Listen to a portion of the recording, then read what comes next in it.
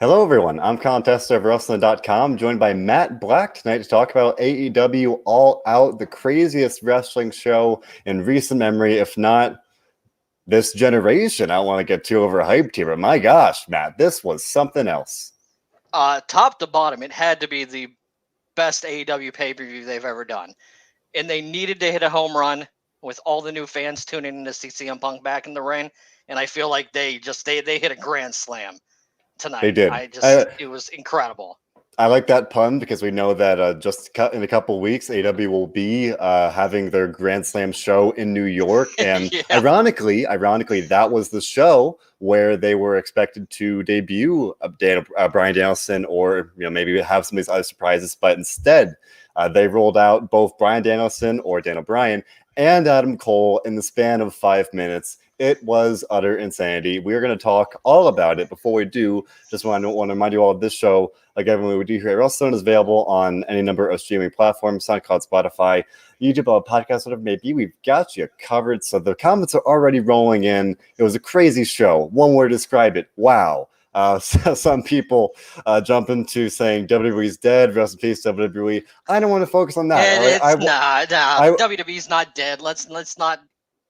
AEW is very much alive. That's what we need to focus on tonight. Yes.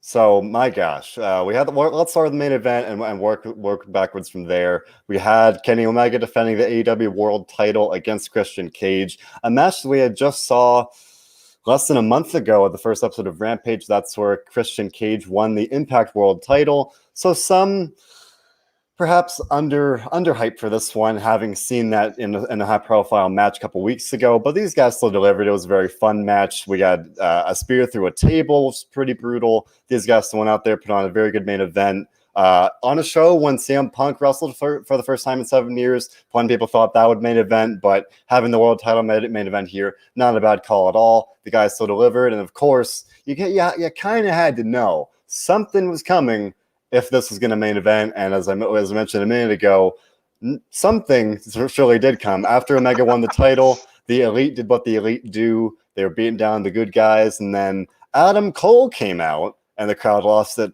once. And at first, a very brief confrontation looked like he was going to step up to Kenny Omega. Instead, he super kicks Jungle Boy, and the Elite, the Super Elite, maybe even more than ever, standing full force here. And then Flight of the Valkyries hits, and Bryan Danielson arrives to stand tall with the good guys to chase off the Elite, and very clearly set up the fact that he is here in AEW and pretty much coming right for the throne, if not right away. That was the clear direction here. Matt, what do you think about all this? This was absolute insanity. When it was reported early in the day that Christian and Omega was closing, I'm like, I'm not sure that's a good idea because it's a 4-hour pay-per-view. And I was thinking, WrestleMania X8, when they did Hogan and Rock, and they didn't let them close the show, and the crowd was dead for Jericho and Triple H in the main event. And I'm like, we might get a repeat of that. And like early on in the match, we kind of did. Crowd was tired. Crowd was kind of, just kind of there for it, but they got back into it in the end. In the aftermath of the match, made all the sense in the world. Is why we got what we got. So, yeah, dude, it was freaking great. I mean, I will say, when CM Punk officially debuted, you had the now famous crying Punk fan. I'm sitting here, I'm doing play-by-play news coverage for the show. I hear Flight the Valkyries. I start tearing up. I got to right through tears as I'm like, oh my gosh, Daniel Bryan's here. Bryan Danielson is one of my guys, right? He's a guy that I have very much just been a huge fan of ever since, maybe his Ring of Honor days were a little before my time, but definitely his whole WWE run, that was the height of my fandom, at least, or so I thought. And now AEW is bringing me back as a fan, and definitely getting some comments like that AEW is surely making wrestling fun again here. And kind of like what I just said, Eddie Ahumada saying, AEW has made me a wrestling fan again. For years, I just read results, but AEW makes it fun again. So, I mean, you have an ending like this, hard to disagree. Just absolutely crazy. And then, of course, the hot Chicago crowd making it even more fun. My gosh. I mean, and again, just so much positivity here. Love to see it. Chris Brewer saying AEW has brought back my love of wrestling, and I thank them. Kyle Duffield saying AEW is wrestling for me. There's nothing else well worth the price of the pay-per-view here. I mean, yeah. I mean, to me, literally, the last 5 minutes alone worth the price. And then you've got a good main event match. You've got CM Punk returning to the ring. You've got an absolutely bonkers tag title match. You've got Eddie Kingston and Miro opening the show with a fun match. And even and more beyond that. Ruby Soho. So much stuff. So much stuff. My gosh. So I guess, on top of all this positivity, there is some concern, right, that now AEW, I mean, is this too much? You've got CM Punk, you've got Daniel Bryan, you've got Adam Cole on top of this very loaded roster that they already had. There's definitely some valid concern about how to properly juggle that going forward. And I think, if anything, they've earned the benefit of the doubt. But as Jim Gilbert's saying, how do you showcase all that talent properly? And we got one comment earlier saying, do we think they'll turn Rampage into a full, 2-hour show? I have to feel like that's probably coming at some point, especially the fact that AEW is probably not done. You've got guys like Bray Wyatt out there. You've got any number of other free agents that are still in the pipeline there that if they decide to bring in, again, maybe not tomorrow, maybe not next week, but at some point in the not too distant future, it's going to be a challenge, right? And having too much talent, never a bad thing, but it's definitely, it's going to be something they've got to try and figure out now and going forward, where you've got just so much talent. And talent, like, it's not even just talent, it's front head of the line, generational talent, huge stars. And then, again, not a bad thing by any means, but it's just, you can't help but kind of think that on the flip side of all the excitement, it's like, almost like, can they pull this off? Like, it's not going to be easy, to make all the people happy, right? Well, I think one of the best things they have going for them right now is their depth of their roster. If you remember, at NXT at its height of popularity, their roster was extremely deep. They only had 1 hour of television a week, and they were able to rotate all these talented weekly. So every time you saw them, you didn't see them every week, but when you saw them, they felt fresh, they felt exciting. Everything about it, just NXT felt cool. Like, you're not going to feel like you're getting any of these guys shoved down your throat, because they have so much talent and they can rotate them in and make everything run smoothly between Dynamite and Rampage, that I think they're going to be able to showcase their talent in a beautiful way. And I think it's going to be great. Like, as Colin said, he never believes that he's done building his AEW roster. And I don't think he's done after tonight. I think he's just getting started. Yeah, I mean, like I said, and I would very much agree that this is likely in many ways just the next step, right? And I'm not sure, like, it feels like AEW is constantly growing and evolving and continuing to reach new heights, where every time they go and they through and do something like this, that they surpass their expectations and do something even cooler, even better. Whether it's CM Punk, now it's Adam Cole, Bryan Danielson, and moving on here. And again, like we were just talking about, Eddie Zahari wondering about, again, maybe signing too much talent too quickly.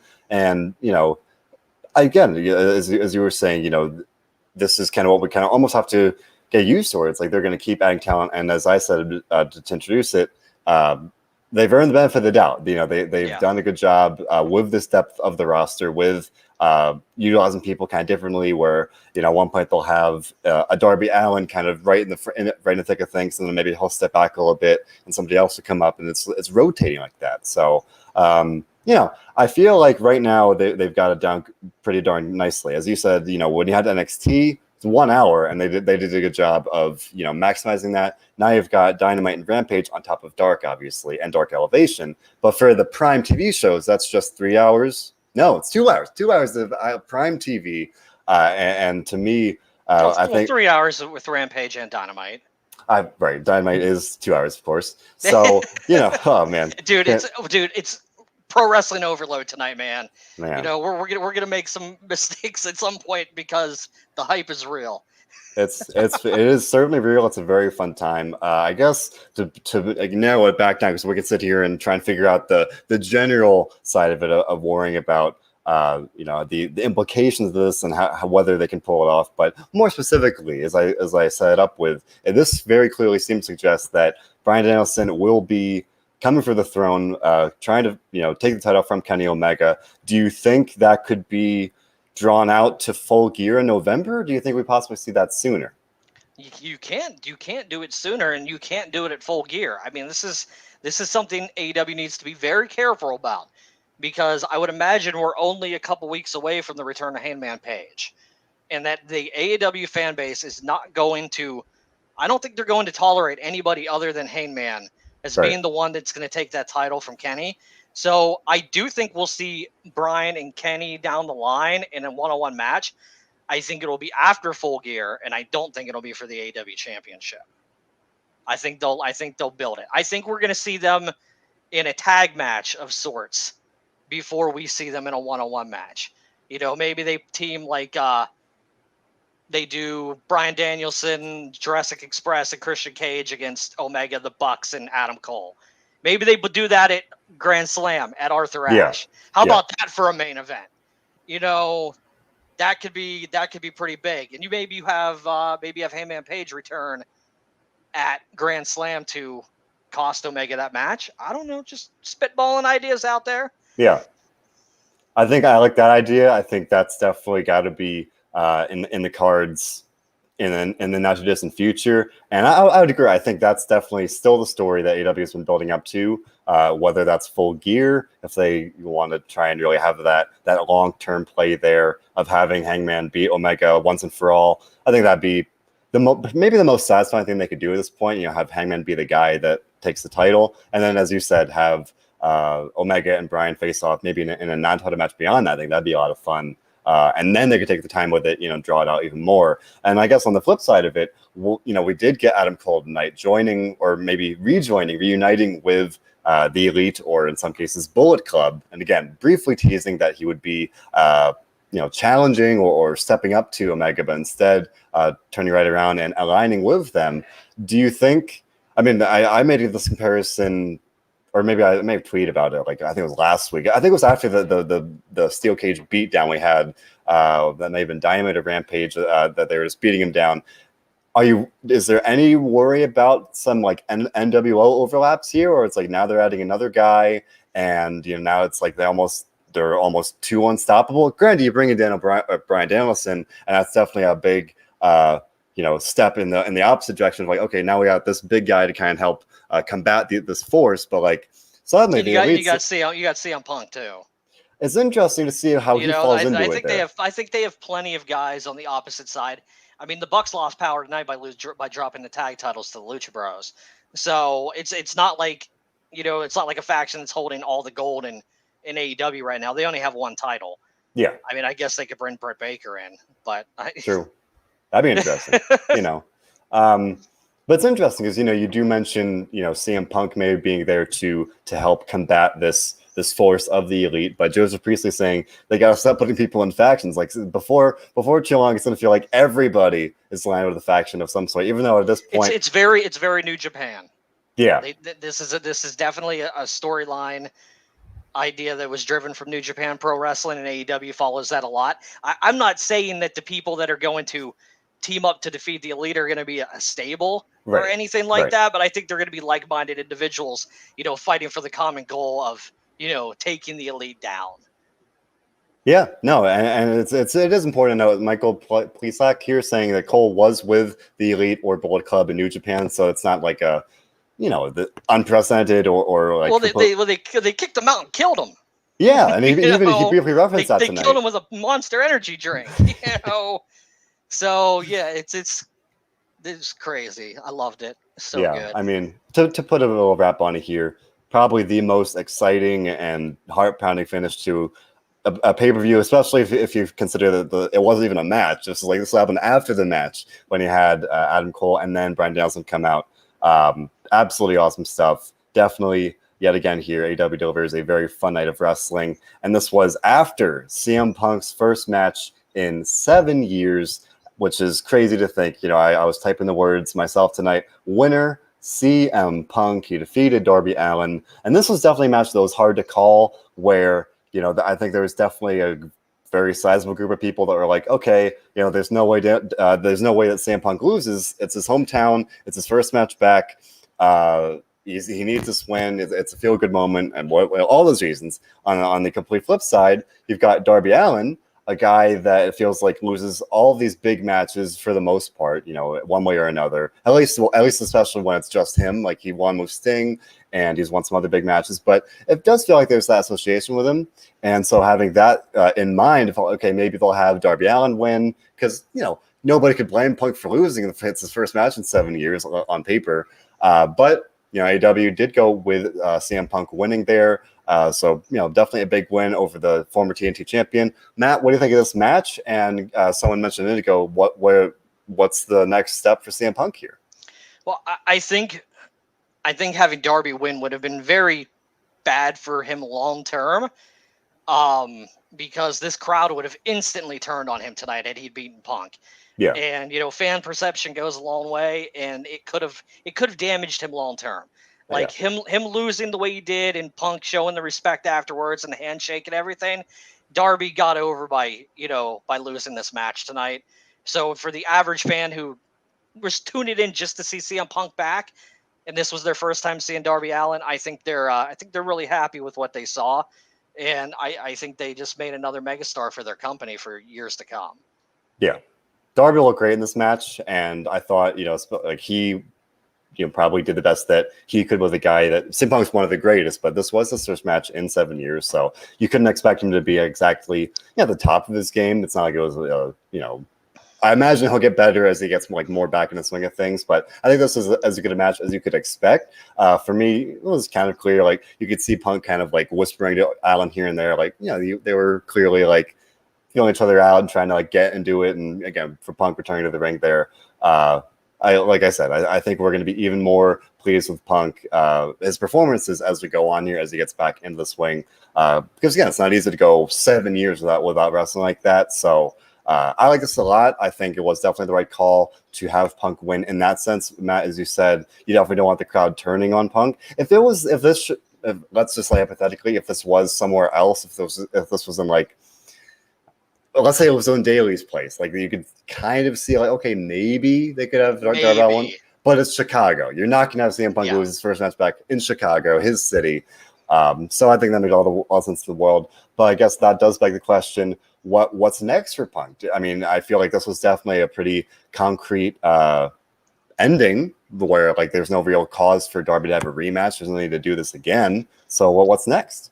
Well, I think while they're in a holding pattern to what his next potential feud is, I can see Punk, Darby, and Sting against Daniel Garcia in 2.0. Yes, as a short term, That seems like a 6-man tag match has to happen. Look, throw it on Arthur Ashe too. Stack that card to Kingdom Come. Yeah. But Punk mentioned on Oral Sessions with Renee Paquette this weekend that he wanted to team with Bryan Danielson to face the Young Bucks. That'd be awesome. that leads me to believe that Punk wants to be involved in this war with the Elite, and I think he's going to get his wish. Yeah, and that'd be awesome. Like if you've got that doesn't take me a while. Bryan Danielson, stepping up there to the Elite. We're talking about factions and things, but it doesn't need to be about factions. It could just be about good versus evil. Hey, the Elite is literally dominating everything, beating all the good guys. It's up to us, Dan Bryan and CM Punk, to stop them. And I guess that could definitely start with, or maybe even culminate in some ways with the two of them facing the Young Bucks. That would be definitely a dream match in some ways. Ironically, with Punk and Bryan not even being an actual team, just being two guys that are absolute fan favorites and two of the greatest of this generation in recent memory. That would just be very, very fun. You mentioned having Punk and Allin Sting in that 6-man for Arthur Ashe. Maybe they build up that kind of Elite storyline and do a tag match at Full Gear, as we were mentioning a minute ago. Maybe they draw out, Bryan Danielson versus Kenny Omega, do that a little longer term, but maybe you do that tag team match for Full Gear. They definitely a number of ways that could go. But lots of options. Lots of options, which is exciting. That's exciting. Yeah. And that's the good thing, right? I was talking about it earlier in the show. It's like you kind of worry about the ability to juggle all these guys, but on the flip side, they have so many options. There's so many things that they could do.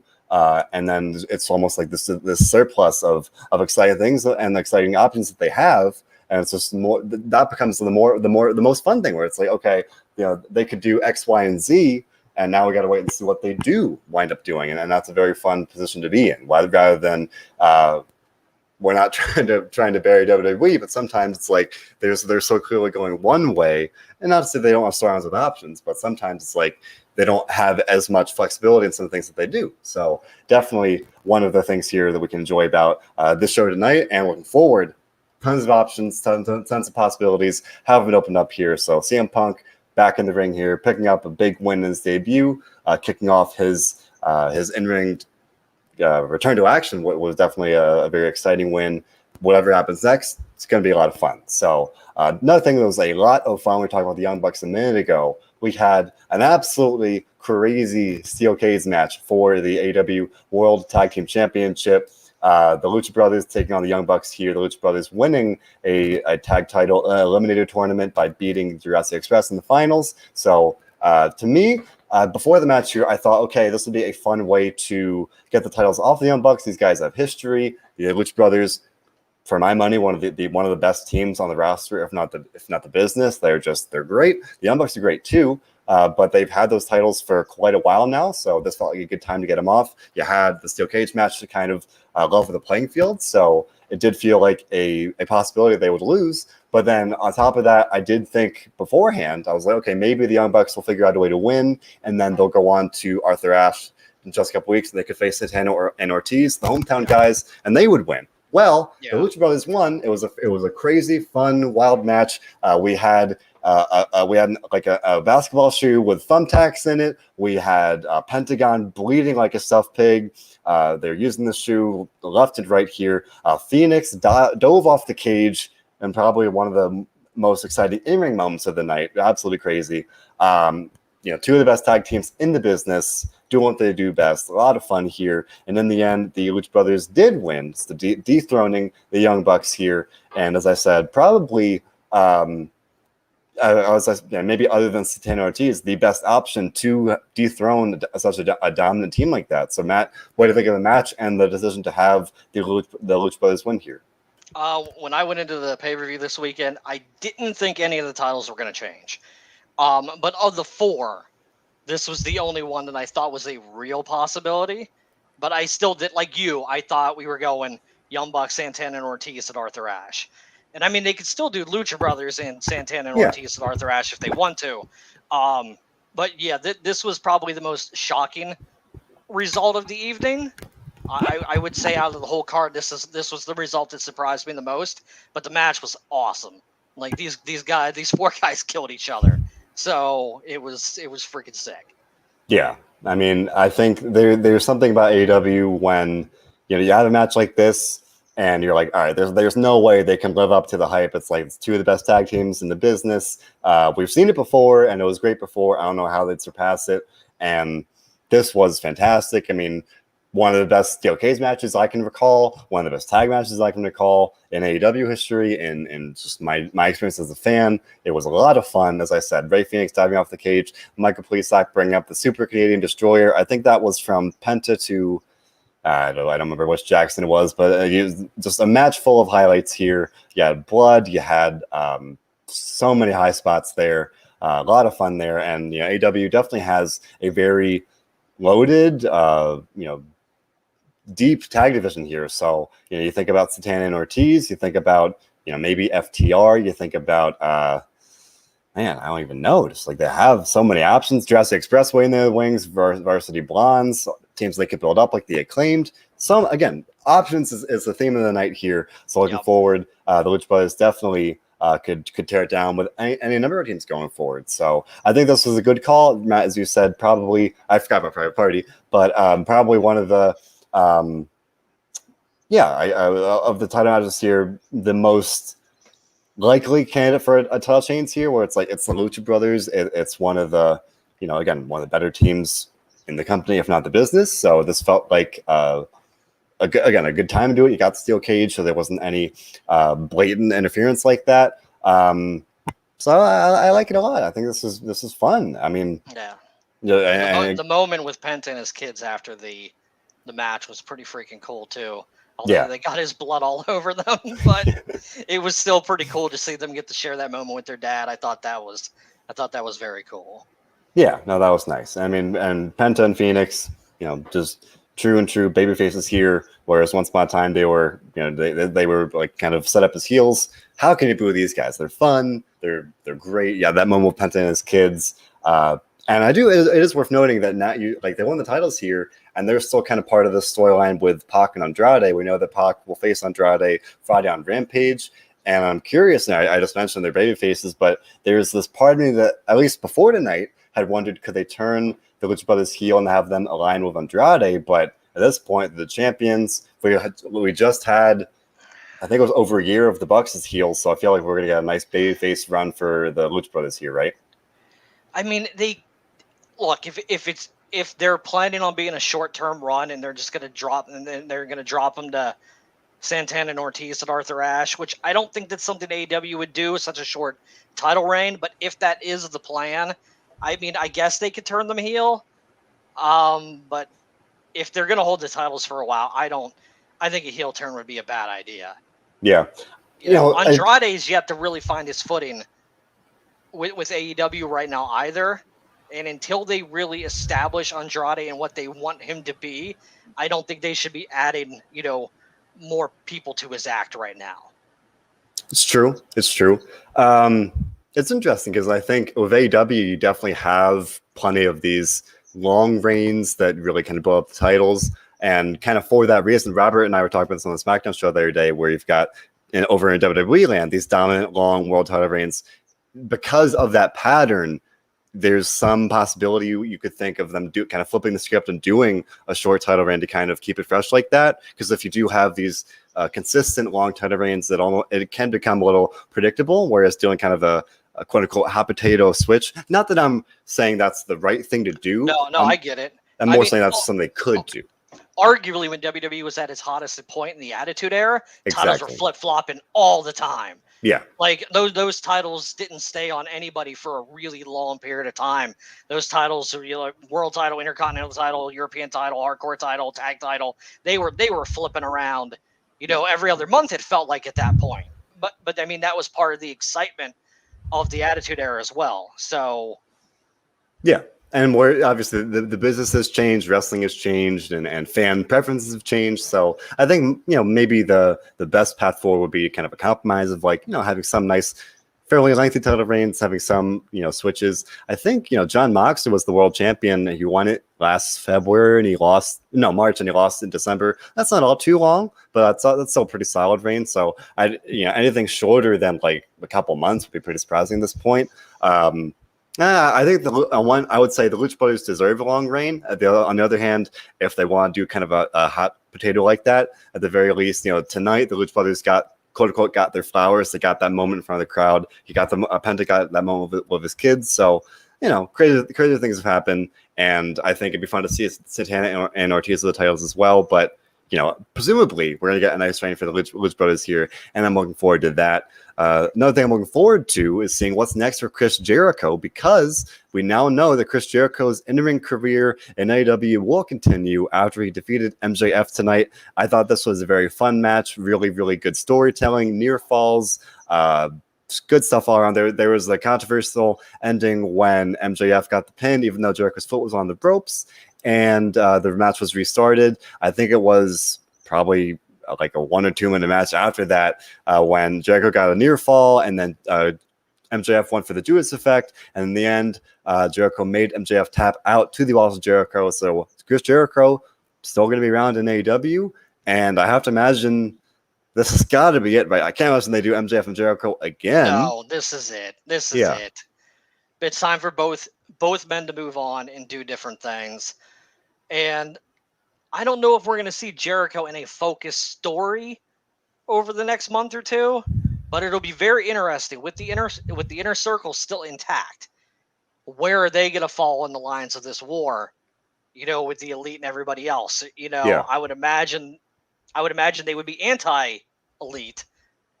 So it's going to be very interesting. It's going to be fun. I like where we don't know for sure where things are going, because there's sometimes with other companies that you kind of see, you see really evidently where things are going. And right now it's like it's all up in the air, and you can speculate about it and talk and get excited, and And that's a great thing about being a wrestling fan. It's just wondering what's going to happen next. Yeah, I mean, Jericho does have his Fozzy tour. We have a comment about Michael that. Asked that. But as far as I'm aware, none of the dates fall on a Wednesday. So true. I mean, he did that. He did that on purpose. So yeah, I don't think we're going to be seeing Jericho disappear or anything anytime soon. But yeah, it'll be interesting to see what's next for him in the Inner Circle. But I want to believe that the Inner Circle Pinnacle War, it's done. I think it's time to move on. I mean, I think plenty of people, myself included, would say, especially sitting here tonight, it's like, if this is where you figured you're going to end up with that feud, why would you have the Inner Circle win at Double or Nothing? Because ironically, other than tonight, the Inner Circle really hasn't done all too much as a group. All things considered, really since that match, they've had a couple, run-ins for saves, a couple, interactions where, some things here and there, but otherwise, largely, you've had Ortiz and Santana kind of branch off feud of FTR on their own. You've had Chris Jericho largely on his own against MJF.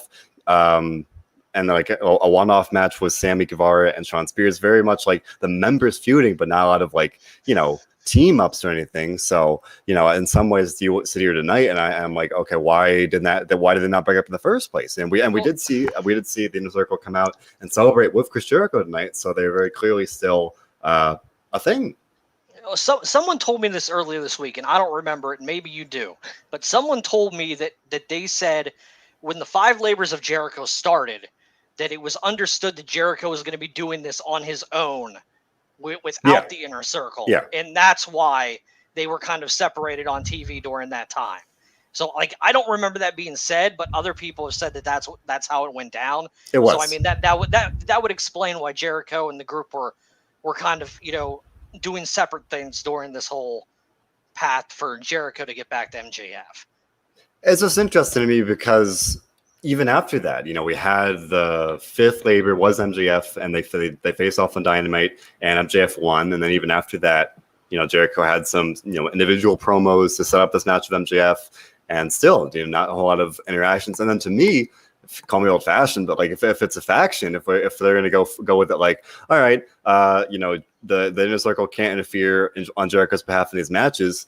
They still could have done some trios matches together. That they still could have quote unquote hung out, without Jericho. That again, the hindsight's 2020, but it's just interesting that they haven't really been a group, and now now that Jericho is still going to be around, presumably.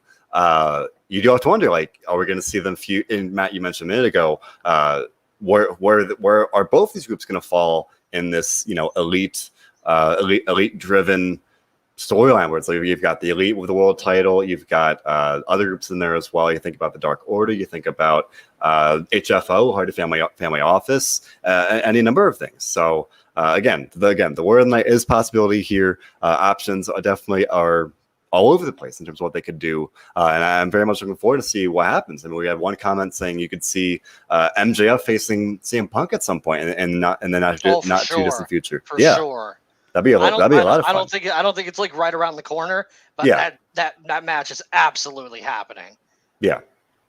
So that's one thing they can build up to.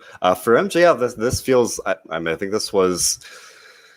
Maybe the last time he's lost since facing Moxley, if I'm not at least on a singles match. He really doesn't lose a lot. So he doesn't lose often. He doesn't have singles matches often either. So that kind of helps protect him in the long term. Yeah. So I think that's definitely something they could build up to at some point in the, again, not too distant future. That's not going to be tomorrow, but definitely something that could be happening at some point. Now, Matt, one thing that's going to be, I feel like it's going to be a Jeopardy question at some point. The co-main event of this historic pay-per-view was Paul White versus QT Marshall. And Tall Paul, baby. Tall Paul is there. Tall Paul, he looked great. But my gosh, and that makes sense, right? This was they needed a buffer match. Yeah. I just think that's so funny that this is the quote unquote co-main event in terms of the actual structure. Obviously, we know that really the co-main event on paper was definitely CM Punk and Darby Allin, and the main event was the title match. So, Yeah. But in the end here, yes, this definitely was a buffer match. Paul White back in the ring. It's the big show, if you will, facing QT Marshall, who had the Factory there with him. And this was what you would expect it to be, if not hope it to be. It wasn't long. We didn't have to spend a lot of time with it.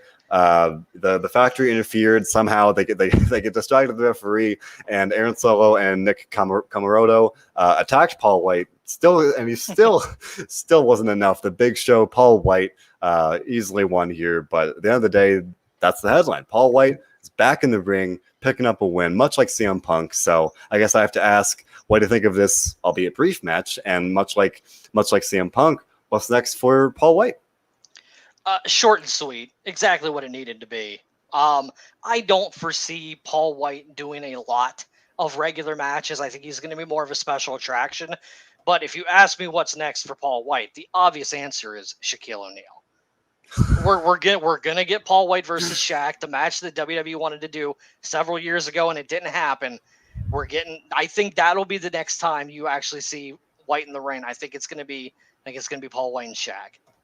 Yeah, I mean, it's worth pointing out when we had Shaq in that tag match with Cody Rhodes, Shaq got put in the ambulance and he mysteriously disappeared. So Shaq's used a little bit of Shaq foo. Yeah. So man, I think that'd be fun. I mean, for me, the Adam Cole, Bryan Danielson stuff is definitely up my alley, but if you throw in a fun like celebrity dream match like that, I mean, that's something that, as you said, WWE was building up for years and they just could never pull it off. I think it was Paul White has done maybe a couple interviews. I think Shaq did as well. They both basically said there's a lot of red tape and they just couldn't make it happen, and now they're. I mean, Paul White's in AEW. Tape's gone. Yeah, so I feel like that will be a thing at some point, maybe a special episode of Dynamite, or if they want to save it for a pay-per-view. Full Gear, maybe. That's a match you don't need a lot of time to build up. So, hey, I think that'd be fun. Yeah, they could do that build in like 3 weeks. Like you don't need several months build for Paul White and Shaq. No, and you mentioned, or at least the idea of Paul White being a special attraction. Joseph Priestley laughing at that in the comments, but I think that's the best usage for him. I don't want to see Paul White out there every week, even like all too often. He's the big show. Like he's supposed to me, like especially at this point in his career, he should be this quote unquote special attraction in that you don't see him often. He's not in there every week, and you can have that fun, quote unquote nostalgia pop and just throw him out there for a match with Shaq. You mentioned maybe at some point Mark Henry getting back in the ring. I think that'd be a lot of fun for what it is. Two big dudes going in there with a lot of history. So that's something they could do. I think we see Mark back in the ring eventually, but I don't think it's going to be against Paul. I think he'll be doing something else. What? I don't know, but yeah, I mean, look, some people might not consider them to be special attractions, but I mean that's what they are. I mean they're not for the hardcore AEW fan. They're part of the wrestling buffet that gives something to everybody, and the casual wrestling fan knows who Paul White is. They know the Big Show. He has name value. When you see him, you know who he is, and that's why he's there. Yeah, I think that's all there is to it. They're very much like CM Punk, albeit in a very different way. There's a lot they could do with Paul White. One comment suggesting Paul White versus Luchasaurus. I mentioned Mark Henry more out of a nostalgic kind of thing, because I remember the feud from WWE. I don't know. I think there's just some fun options on the table there as well. So again, I think definitely somebody you're not going to see all too often in the ring. He's obviously on commentary. Although Mark Johansson pointing out we might very well see Paul White versus Billy Gunn as an interim feud. That's a good point. That's point. That's something they could do. Guns. Maybe at Arthur Ashe, just to make that a little more special. If we're approaching this like Paul White being that special attraction, I think that would definitely make some sense. So right there's your Attitude Era special attraction match. Exactly. We've got a couple comments saying like comparing. You factor in Paul White, Billy Gunn, CM Punk, now Bryan Danielson, Adam Cole. Plenty of ex-WWE guys. It's important to note at the same time, AEW has plenty of their own homegrown guys. They had Darby Allin in there against CM Punk, but Darby Allin is someone they've built up very, very nicely. You've got Kenny Omega. the Young Bucks, Jurassic Express, pretty much just as many examples of W guys, if not more. You could point to AEW having their own success stories in that sense. So I don't think some of those comparisons are all that fair. As I said earlier on, maybe if anything, the concern just being overall talent. It's like, wow, they've got all these names now, all this star power. So star power is needed. You need star power to attract the casual fan. And if they want to continue building their audience, if they want to eventually compete with the numbers that Raw and SmackDown do on a weekly basis, they're going to need to have their roster have these types of talents. And I know that the diehard fan doesn't want some of these guys there, but Tony Khan knows what he's doing. I think he's at this point, we should give him the benefit of the doubt. Yeah, that he knows what he's doing right now. I think tonight's pay-per-view was a perfect example of that. Oh yeah.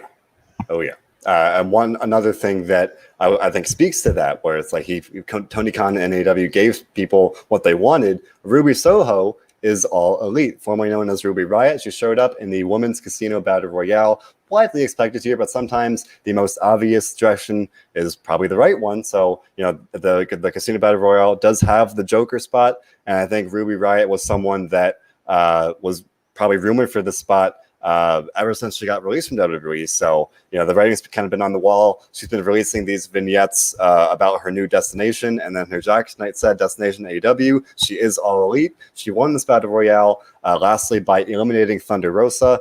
Some people had a problem with that, where it's like Thunder Rosa definitely deserved a title shot there. But ironically, I saw someone tweet out that Thunder Rosa, by virtue of Chris Statlander losing to Britt Baker tonight, should be the top ranked contender anyway. So that's a match that you can easily set up regardless. So she didn't need that win. And then you bring in Ruby Soho. She wins. Fun moment for the crowd. Matt, what do you think about Ruby Soho joining AEW and winning the Battle Royale here?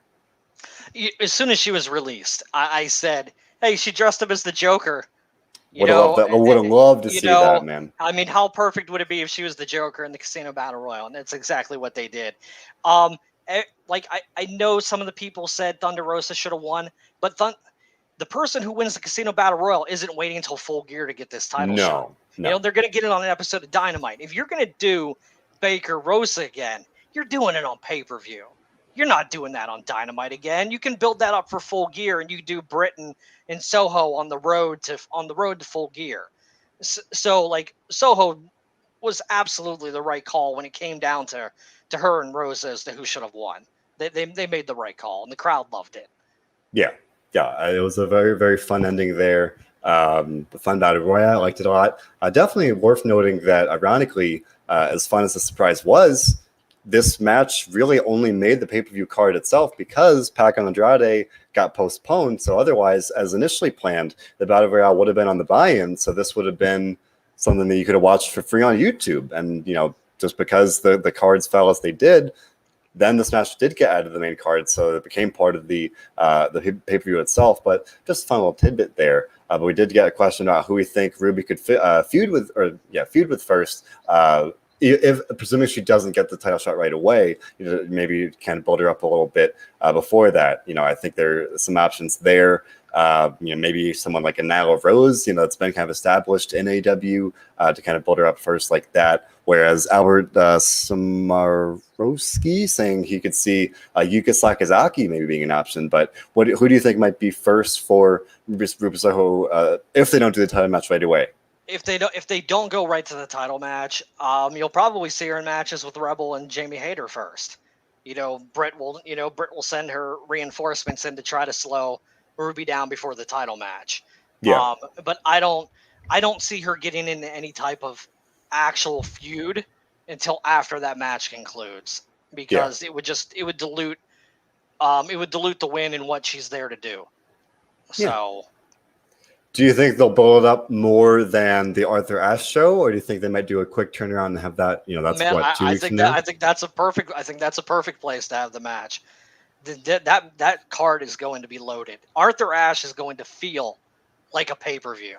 It's going to be a 2-hour pay-per-view, and it's going to be fantastic. Yeah, largest crowd AEW's ever been in front of. That's going to be a special night. They know it. They know that card has to be top to bottom stacked.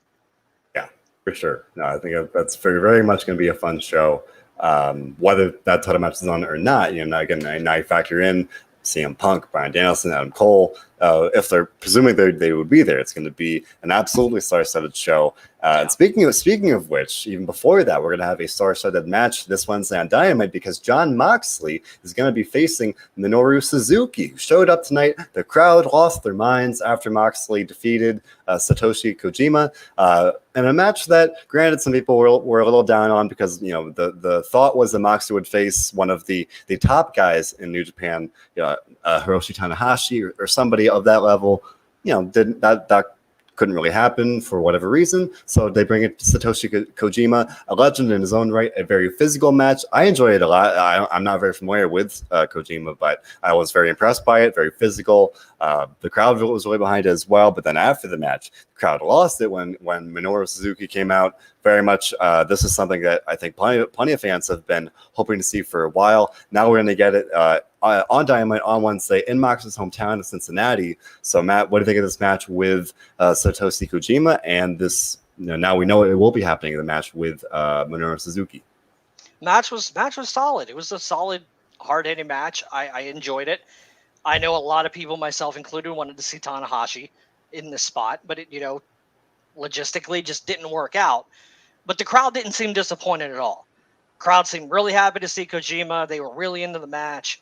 And yeah, I thought it was really good. And I thought that the surprise with Minoru Suzuki afterwards was freaking fantastic. Yeah. And it's just interesting where it's like the crowd went crazy for him, and then he, left Moxley lying. And I can't help but feel like I think maybe more than anybody at this point, like Moxley is the face of the company. He's the former world champion. He carried the company through the pandemic era, and now he was kind of like waving the AEW flag tonight by facing a guy like Kojima. They'll be facing Suzuki on Wednesday, and it's interesting to me that he's like, I don't know. It feels like he's in this kind of. Even despite of that, this in a bit of a not a lull, because obviously these are very exciting matches, but it feels like these aren't long-term things. Like he faced Kojima in this kind of one-off match tonight. I would imagine Suzuki will be the same on Wednesday. And again, we're talking about how things are feeling kind of up in the air when you've got CM Punk, not sure he's going to go next, then your Circle, the Pinnacle. I think Moxley very much is in that same vein where it's like I'm not quite sure what he's going to do next beyond Wednesday. And you imagine there's the potential for more of this. Maybe we will get the Tanahashi match at some point. Yeah, I definitely think we'll get it at some point, just when it logistically makes sense for both companies to do it. Yeah. So I mean that could be.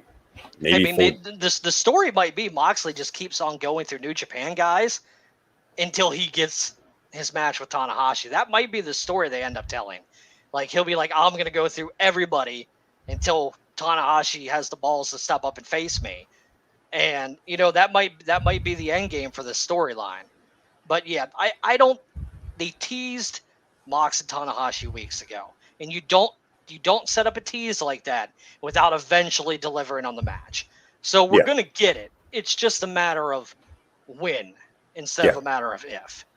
I would agree. And Tanahashi, for his part, has said in interviews that he wants to compete in the United States more regularly. So I think that's something we could see, again, in the not too distant future. And Full Gear could make sense. Probably that would be the next most likely option. Or if it's a longer term thing, maybe the pay-per-view after that. But I definitely think the fact that they tease it so clearly would seem to suggest that we will probably get that at some point, whenever that might be. But I think that'd be fun, if that is the direction they want to go, having Moxley face more New Japan guys. As long as, to me, the only challenge will be that they're at not at Tanahashi's level, but they kind of have to be like a Satoshi Kojima or Minoru Suzuki, where they have that genuine track record and backing, whereas they can't just throw out random New Japan guys. There definitely is going to be a there. So definitely something to think about going forward. I was going to talk about one thing first, but Matt, you set up the segue so nicely. I gotta say, you talk about someone having the balls to step up to Moxley here. Speaking of someone that had balls, Eddie Kingston wanted to redeem these nuts tonight when he faced Miro in the opening match for the TNT title. My gosh, they made a t-shirt. It's fantastic. Eddie Kingston is so much fun. This match and this feud itself, talk about maximizing your minutes. In the build-up to it, they got like a couple like minute-long promos, not much more to it, and they still delivered these really awesome promos with great lines. So by the time the show rolled around on Sunday, a lot of people, myself included, were excited for this match. Didn't quite expect it to open the show. I don't know what I probably would have picked otherwise, so I guess it all worked out. But a very physical match, a fun one. Ironically, there was practically a screw job here because the referee cost Eddie Kingston the match twice. Yes, The referee was slow to the count when Kingston hit his DDT because the turnbuckle was exposed, and then to tie the turnbuckle back in there, the referee got in the way when Kingston went to use the turnbuckle, and Miro capitalized with a low blow and kicked Kingston in the head twice for the win. So I thought that was pretty interesting, where the referee very directly was responsible for that loss. I will say for me, and I think many other people included, I got a little too far into the fantasy booking weeds here. I really thought they were going to bring in Lana or CJ Perry. I was really hoping for it. And then I thought, okay, they could do that. And then maybe they could do a rematch of Arthur Ashe and have Kingston win there. But no Lana tonight. So I think it's something they could still do at some point, but not tonight. Yeah. I think if we don't see her by Arthur Ashe, we probably don't see her at all. I think now is the prime time to strike if they want to bring her in. I agree with you. I thought we were going to see her tonight. I thought she was going to be the one that was going to kick Kingston in the nuts and help Miro win the match. But she didn't. It was just Miro, kicking nuts all by himself. So, yeah, we'll see what happens. I think it's a money act. Everybody knows how over Rusev and Lana were together back in the day, and with the creative freedom to allow them to work their own characters in AEW, I think it would be gold again. But I think the window is closing, and I think it's something that they're going to have to do within the next couple of weeks. They could also be waiting to do this for when Kip Sabian comes back. Because I thought earlier this summer they were planting the seeds for Miro and CJ against Kip and Penelope. Now that'd be something. And then they kind of backed away from it a bit. Who knows when Kip's due back, but that might be another time that they could introduce her and run that feud in in a mixed tag match fashion. Yeah, I think that'd be a very fun option as well, on top of all the other things we're talking about tonight. But I think that'd be a lot of fun. And even if not, I think it's just interesting that they haven't brought Lana or CJ Perry in yet, and yet she's very much part of this universe. So every promo Rusev is talking about his hot wife, and then if you follow them on Twitter, after the match tonight, Miro had said, I redeemed those nuts, and then Lana said, I'm going to redeem yours at home. Oh my gosh, it's for me as a fan, I'm like, I need this to happen, okay, because if we're talking about this insanity of having Bryan Danielson, Adam Cole, CM Punk, all these things happen. For me, the icing on the cake at this point would be to have Miro and CJ Perry together on AWTV. And as you said, Matt, having that creative freedom to do better than we got in WWE, because those two, they were very popular in WWE, but some of the storytelling was atrocious, and people just like to act so much. So being able to do better creatively, I think would work wonders for that. So I hope it happens. But I think you put it very well, that it does feel like the clock is ticking and the door is closing. So I feel like if not Arthur Ashe, maybe, or I think the option of Kip Sabian and waiting for that could be something as well. But otherwise, I do think that the time might be running out there. So I hope it happens. And one of those things we're going to have to wait and see. Fingers crossed. Yeah. And otherwise, the other big match tonight, of course, was Chris Statlander defending the women's title against Britt Baker defending the title against Chris Statlander. For me, this is interesting, of course. Britt Baker is over like Rover. The crowd loves her. She's supposed to be a heel. So it's interesting that, they had Baker weeks ago defend the title in Britsburg against Red Velvet. Supposed to be a face, but obviously Britt Baker got cheered like an absolute hero in her hometown. And now in Chicago, very much got cheered like a top star. So I couldn't help but wonder, who could they possibly? Is there anybody they could build up as a face to beat Baker, or are they gonna have to build up a heel because the crowd just loves her so much?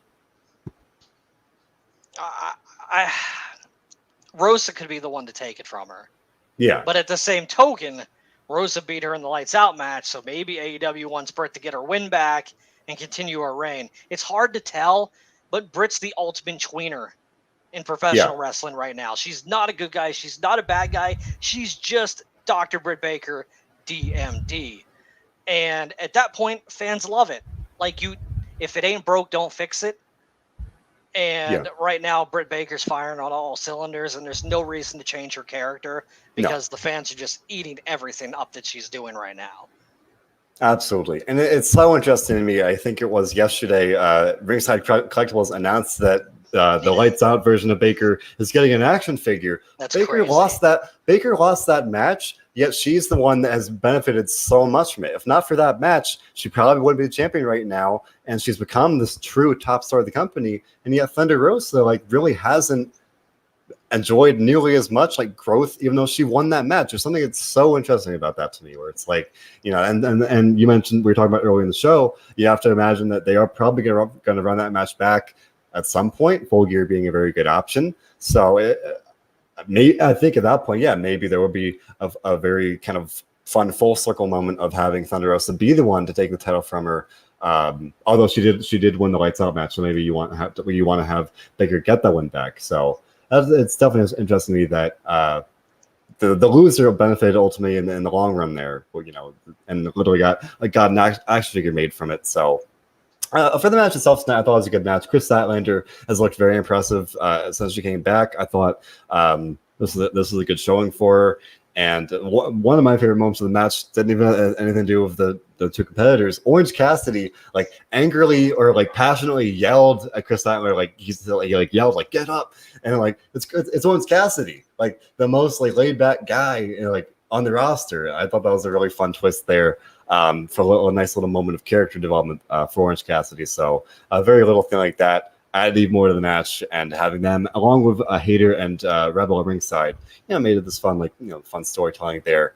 I think looking forward, you got Ruby Soho getting a title match probably at some point soon. Beyond that, Thunder Rosa. So as you said, Matt, Britt Baker firing on all cylinders. The crowd's loving it. It's great. I like it a lot. And for me, that kind of wraps up the main card. I do just want to point out the buy-in match was so much fun. We saw the Jurassic Express team up with Chuck Taylor and Cassidy and Will Yuta to beat Hardy Family Office. Fun match, it was absolutely free. And then the Butcher came back, so now Hardy Family Office back in full swing. The Butcher is back, so that was a fun moment to have on the buy-in there. So I guess we're talking about these factions and talking about the Elite, talking about the Inner Circle, but now even though we're just talking about the loser benefiting more with Britt Baker losing against Thunder Rosa. Now you've got Hardy Family Office. They may have lost the match, but they got the Butcher back. So where do you see?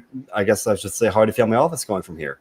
Well, I don't think this feud's going away. I know some people want it to be done, but I think the feud between the HFO and the Best Friends is I think it's just getting started, and I don't think it's going anywhere anytime soon. I think the feud between Hardy and Orange Cassidy is too intense at the moment. After Hardy getting his face broken a few weeks ago. I think that feud is going to continue, and we'll just have to see where it goes from there.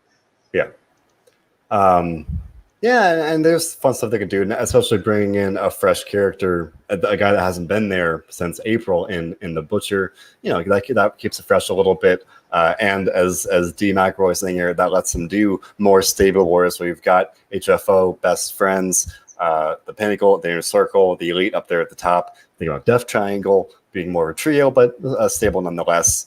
Again, options, possibilities, the theme of the night, and with the Butcher coming back, definitely opens up some more of that. So looking forward to seeing what he does as well. But that about wraps it up here. This was a loaded show, a long show, an unbelievably fun show with an ending that I know I won't soon forget. So Matt, I'll ask you, what would you rate the show from a scale of 1 to 10? 1 being awful and 10 being the best.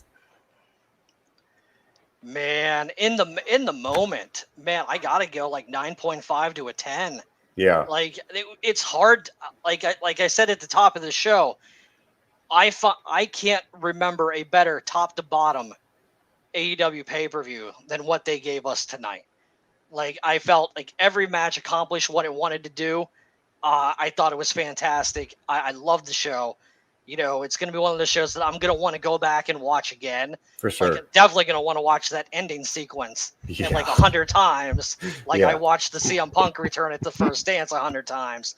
But yeah, dude, it's hard to say that it wasn't a perfect pay-per-view. Like I can't really think of anything to really bitch about.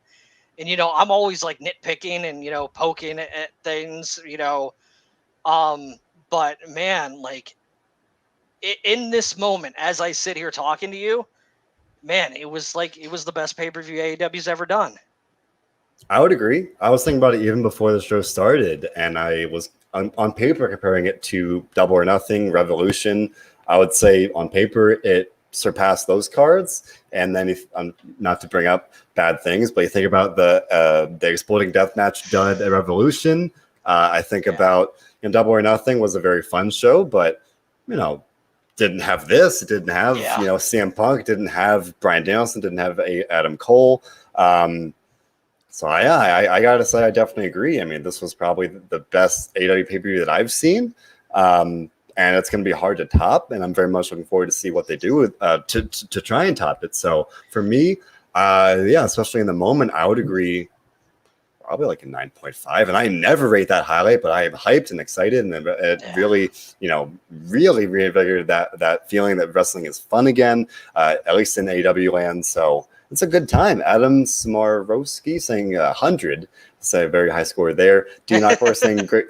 Knockboy saying a great show. Benjamin A. Jones giving it a 6.9, perhaps a little jokingly, but oh my. But you know, top to bottom here with the show, with AEW's growth and just general buzz here, and for months now, Dean McElroy saying it's been a great year for wrestling, and I would definitely agree. A great year that, I mean, tonight you would think kind of sets it up to get even better and even more exciting. So, man, yeah, it's a fun time. It's a good time.